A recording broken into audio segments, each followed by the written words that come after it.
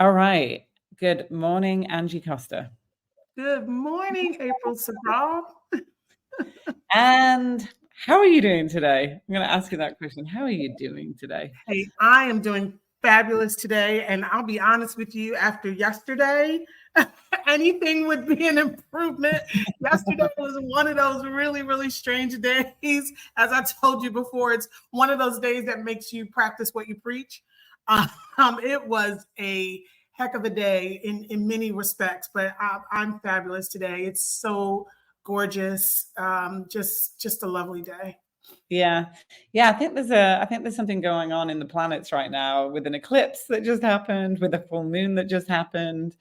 And we got to remember that we're all connected and that we're all part of this collective consciousness and this energy vibration. And sometimes when you're doing this work, um, because we're so self-aware and take self-responsibility on what we create, I think sometimes just to remember that we are all connected and that there is things going on that you may feel off kilter, you may feel a pull, you may feel derailed. And sometimes, a good thing to say is just, is this mine or does this belong to somebody else? Does this belong to the collective energy and the collective consciousness?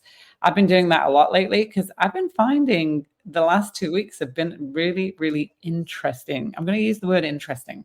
Because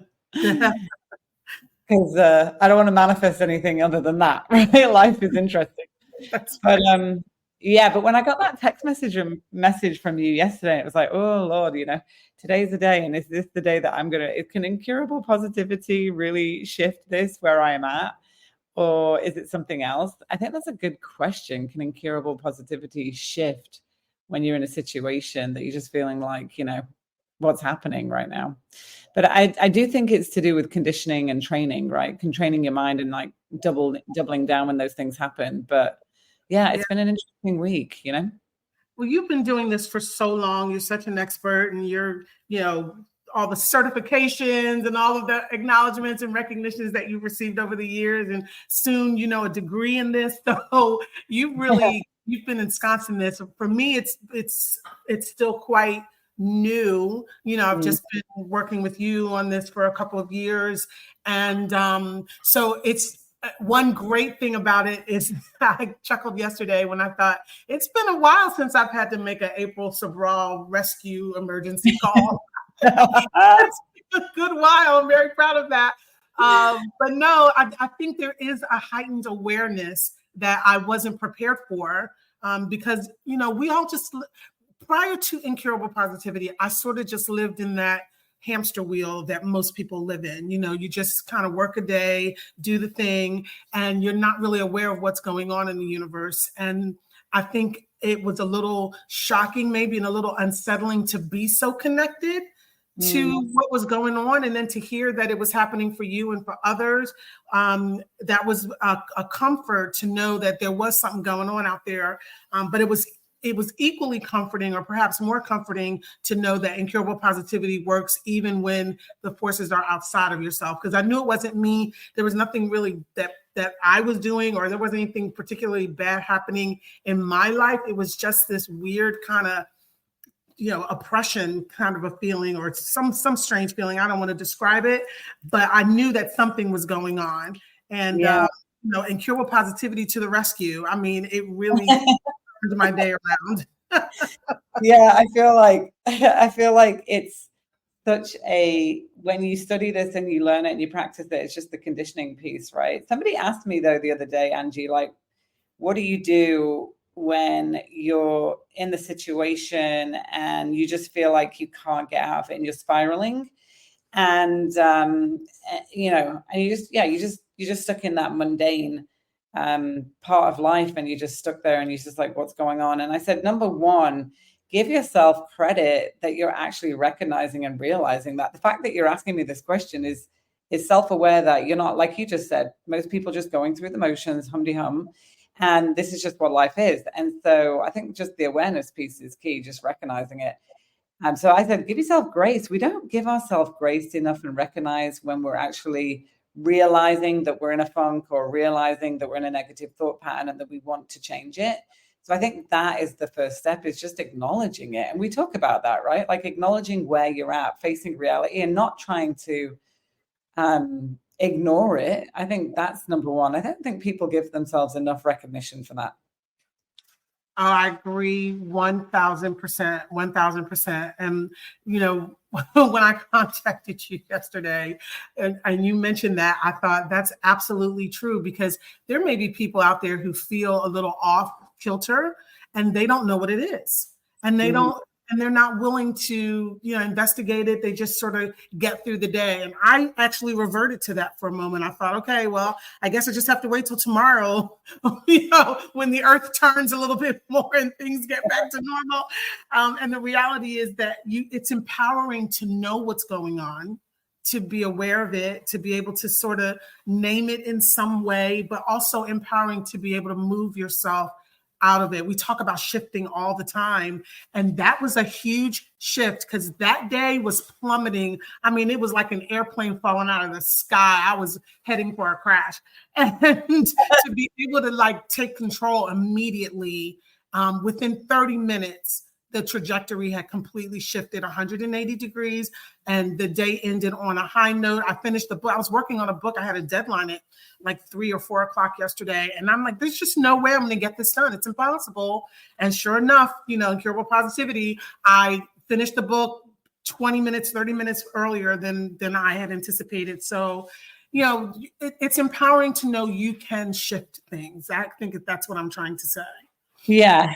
100%. Like I was having one of those interesting days on Monday when the moon was out, and I remembered something that Brendan Burchard had said last year when I was in one of his masterclasses, because I think he's amazing, you know, in the personal self-development world. So I listened to him a lot because I'm a Growth Day member.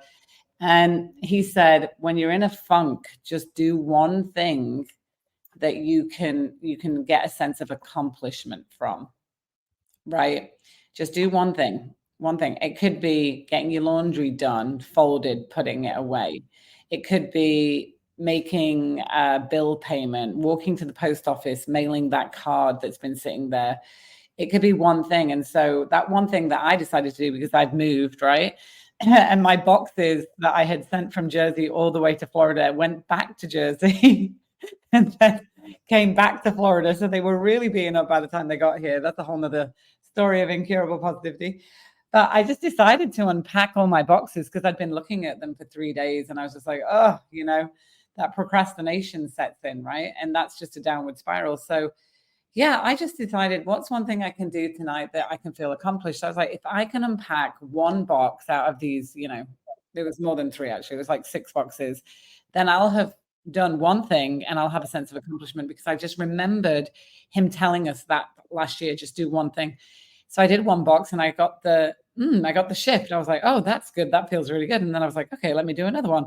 Anyway, 3 hours later, all 5 boxes unpacked, put away, you know, went to Target, got the hangers, and woke up in the morning and it was done. And then it reset me for the next day, because I just got something done that had nothing to do with all my deadlines and all the things I have to do for work and all the things I feel like I could have done for work. And yeah, it just gave me this sense of accomplishment. So I think that's just a really great way to shift sometimes. And I know that's what I challenged you on yesterday.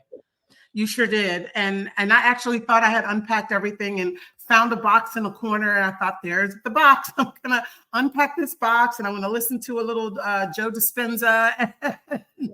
And I'm going to just let this moment be what it is. And, you know, sort of stop trying to fight it. You know, what we resist persists. So don't try to fight it, but work through it. And we always talk about how Incurable Positivity is work. You know, this is not some woo-woo, you know, ethereal thing. It is actual work. And some days it's easy. I mean, some days I just fly through the day. Everything I touch turns to gold. I'm, you know, just doing all this amazing stuff. And then there are days like yesterday where it actually requires the work. And so I am thrilled that I was willing to put in the work, willing to call out for help. Thank you for asking the question. We always train people to ask, how can I support you? How can I support you? Rather than wallowing in my misery with me, it was how can I support you and help you move to another place? And it saved the day. Oh, good. Yeah. And it was funny because then after I had that call with you, I was like, okay, I have this card sitting on my desk. I know I need to walk to the post office and mail it. So I was like, okay, sense of accomplishment. We're on this ride, excuse me. We're on this trail this week of like sense of accomplishment. I'm going to have to edit that out. We're on this trail this week of like sense of accomplishment. So I'm like, let me keep lifting myself up on this sense of accomplishment, right? Small things, big wins. So I walked over to the post office, get there, you're going to die. The guy goes, I'm sorry, you're going to have to give me cash. Like I don't have debit and credit. It's gone down. So I looked at him, I laughed, I smiled, and he looked at me like, oh, I thought she was going to get mad, right? Right. And in my head, I said, well, universe, you know, you must want me to take some more exercise. You must want me to do a little bit more exercise. Okay, I'm willing to do that. So let's go and look for an ATM. Because, you know, it's hot in Florida, right? I didn't drive. I was like, when I left my house, actually, I said, do I drive or do I walk? And I said, I want to get some exercise today. So I'm going to walk. So I get to the post office. And I literally had to say, thanks, you're giving me more exercise because that's what I left my house with an intention on. So I walk around the corner, get the money out of the bank, go back. And he goes, oh, you're back with cash. And I said, well, yeah, you said that I needed cash, right? Because the debit machine was down. And he goes, oh, yeah, but it's back on now. And I was like, right.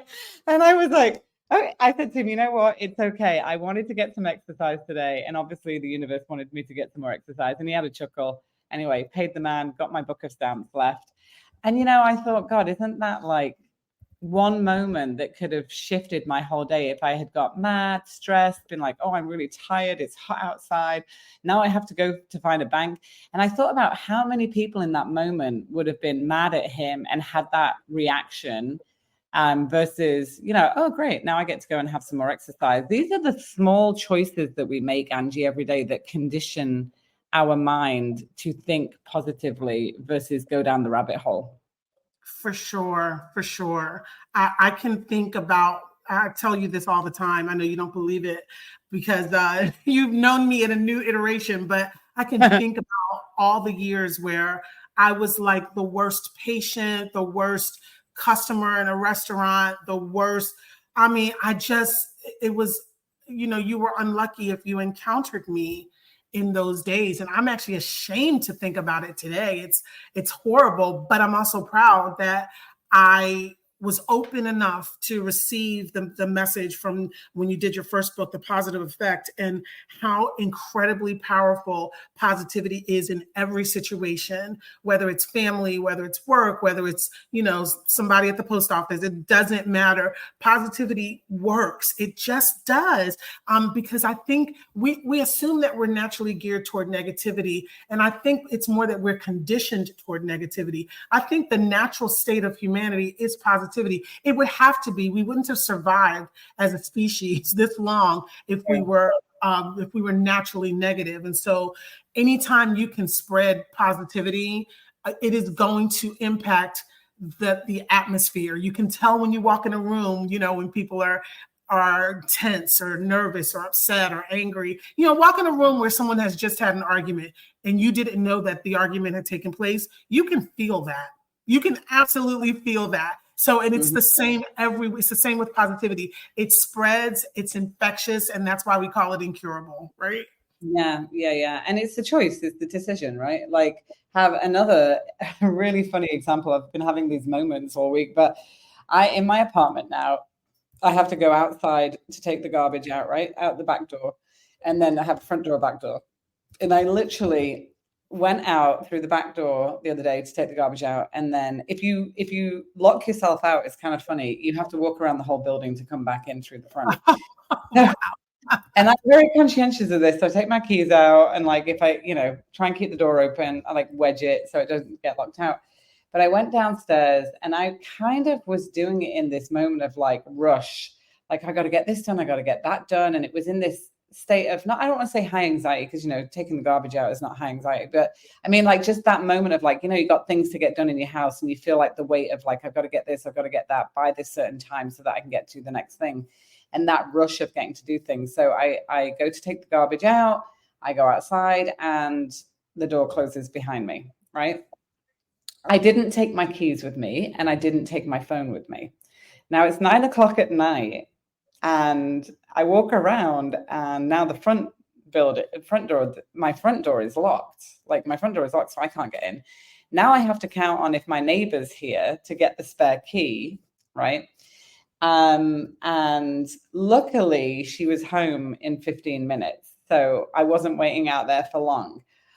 But the self-reflection and the lesson that I had in that moment was one choice we make that can be really fast can have an impact and change the trajectory of where we're going next. And it can either create ease or it can create disease and discomfort. And when we're making a decision from a place of rushing, anxiety, high pressure, and we're not in that relaxed state, that incurable positivity state, look what happens next. And that was literally like, it's a very small example, but it was literally like 2 minutes, you know, like, I don't know if you ever done that, like ran out the house, left the keys in, then you locked yourself out. You're like, oh man, you know, I don't have those moments anymore. Like that doesn't happen to me anymore because I'm pretty relaxed when I'm going about my day. But it made me remember and remind myself of like, you know, one decision, one choice that we make, and the power of choice and the power of when you're choosing to think about what you want to think, or the choice of conditioning, you know, because, you know, we make choices every day, all day, you know, and the power of what that comes next after that choice is literally what we're creating. Oh yeah, for sure. And I'm going to say that's the time for a pause. That's where the pause, I think, works best. And I've taken to saying to myself, are you going to react or are you going to pause?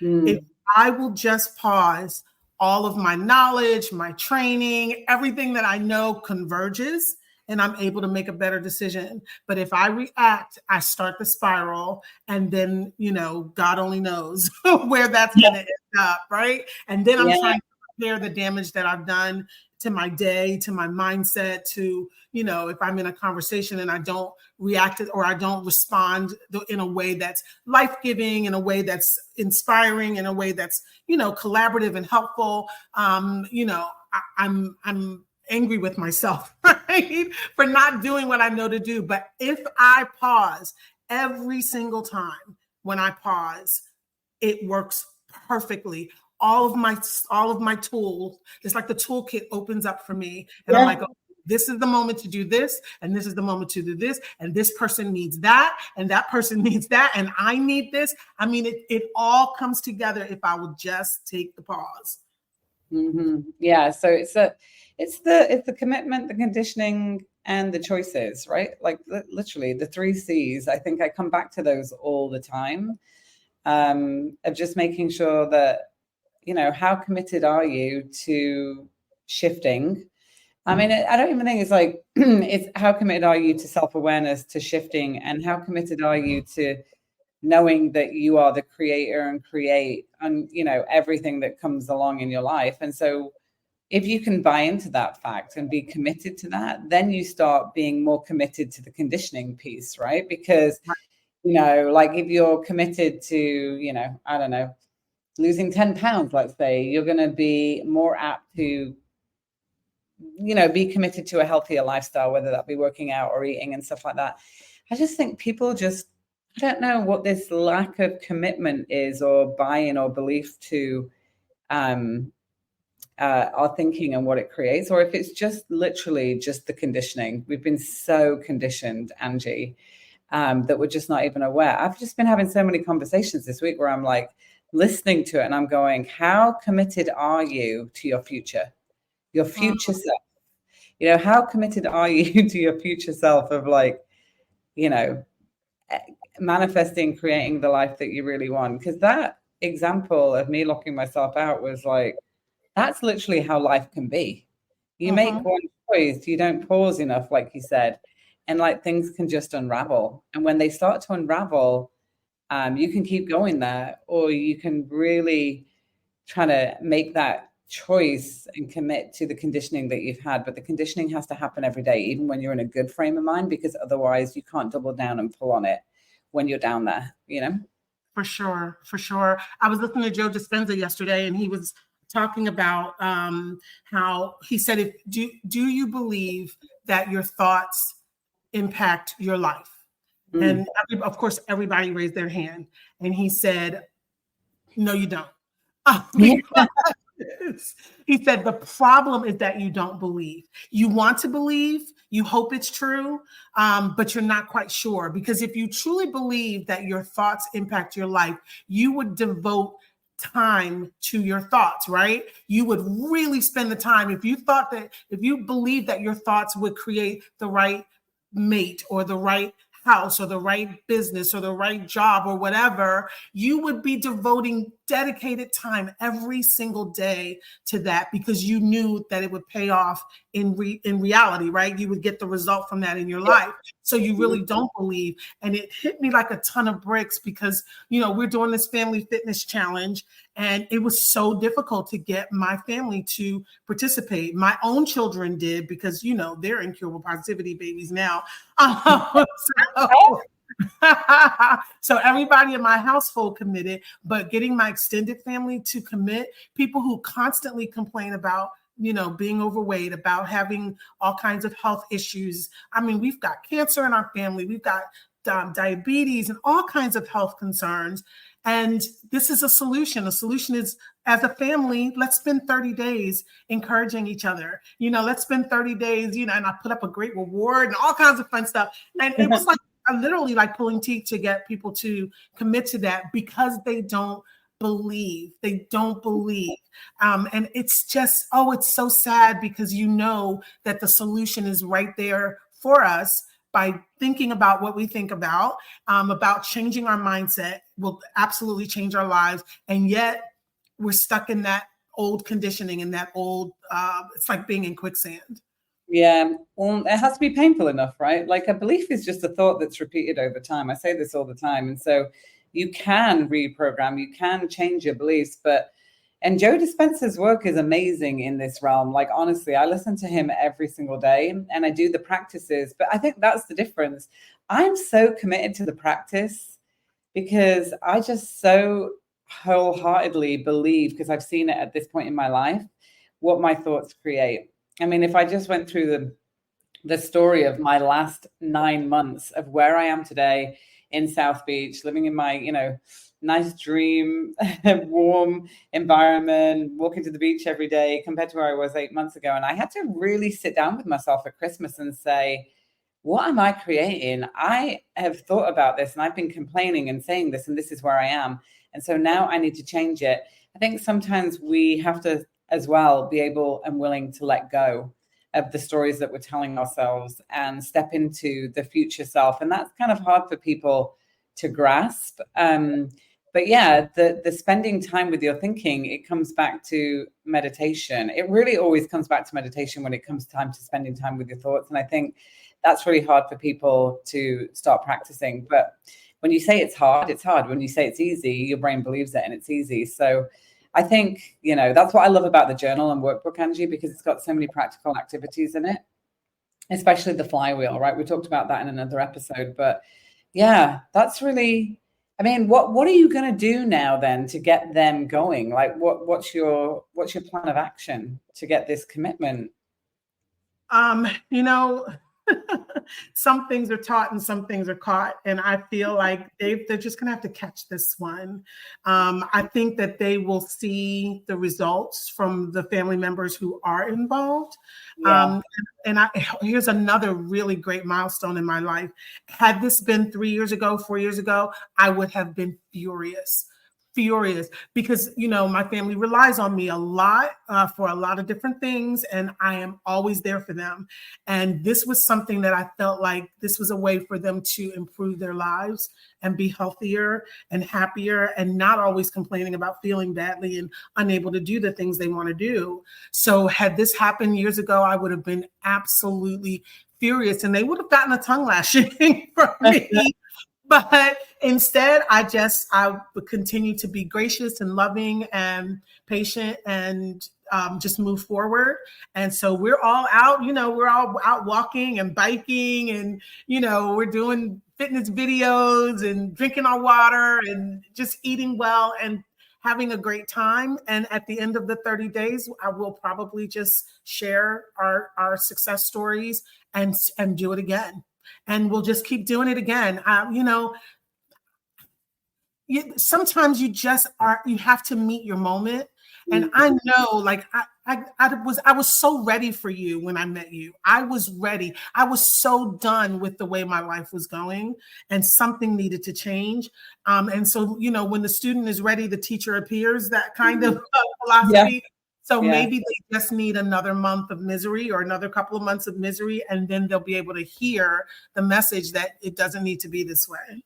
Well, I think role modeling is one of the best things you can do. When you show up and you show out what you're able to accomplish, what you'll be able to move, shift, grow in your own life through the practices, then that's one of the best examples. So I think that approach, honestly, is the best approach, because we look at all of these people that have achieved things in their life that we want, or we look at people that have achieved mastery in specific areas of life that we want. And that's them demonstrating them doing it. And then they're teaching how they've done it, right? So yeah, I always believe that. I think the approach of role modeling, mastering it, having a result, and then sharing that and inspiring others, I think that is a magnificent way. So I commend you and applaud you on having that response and not going down the rabbit hole with them and just saying, oh, we're just gonna show up, show out, and people are going to go, and they're going to look at it. Because, we're human beings. We want evidence a lot of the times, right? Like, we really do, to get us off our own butt. And sometimes it's that. And then sometimes it's just giving people a kick. Like this week, I've been like, I can give you 3 minutes to keep complaining about that. And then I'm going to kick your ass into gear, right? Like, sometimes you need that. But people have to be willing and open, right? But I appreciate that sometimes as well, when people just pull me, hey, let's go. Like, what are you doing? So 2 different approaches can take 2 different roads, but like they'll reach the same end result. So I think that's really, really great. I'm really excited actually to watch your progress on this, because I know this has been something that, you've really been excited about and like working on. So I can't wait to see it. Absolutely. Absolutely. And, to a large extent, I have you to thank, and, just the community, working on this book. Yeah, honestly, anything you want to do, you have to immerse yourself in. If you want to learn a new language, for example, it's always recommended that you immerse yourself in the communities where that language is spoken. And I think that's so true for positivity as well. And so I always encourage people to join our community, because you can't always get your family and friends, spouses, whoever to get on board, but we're already on board, and we're here to support you and keep you fired up and encouraged, and hear your stories of success and, the places where you're struggling to, help you as best we can. So Incurable Positivity, incurablepositivity.com. Love it. All right. Well, this wraps up another episode. And yeah, like Angie said, you can find us at www.incurablepositivity.com. Follow along, join. And if you haven't got the workbook yet, I really recommend that being part of your routine. I feel like that's just such a great tool, Angie. For sure. The workbook is a must have. It's a must have. It really does follow the book literally step by step. As you go through step 1 through step 7, it follows the book literally just very tightly and helps you expand your knowledge and deepen your understanding of each concept, and you make progress. I'm promising you guys, you are going to feel like you're making real progress as you go through those activities. All right. So with that, this is wrapping up another episode of Incurable Positivity. We'll see you in the community. Bye for now.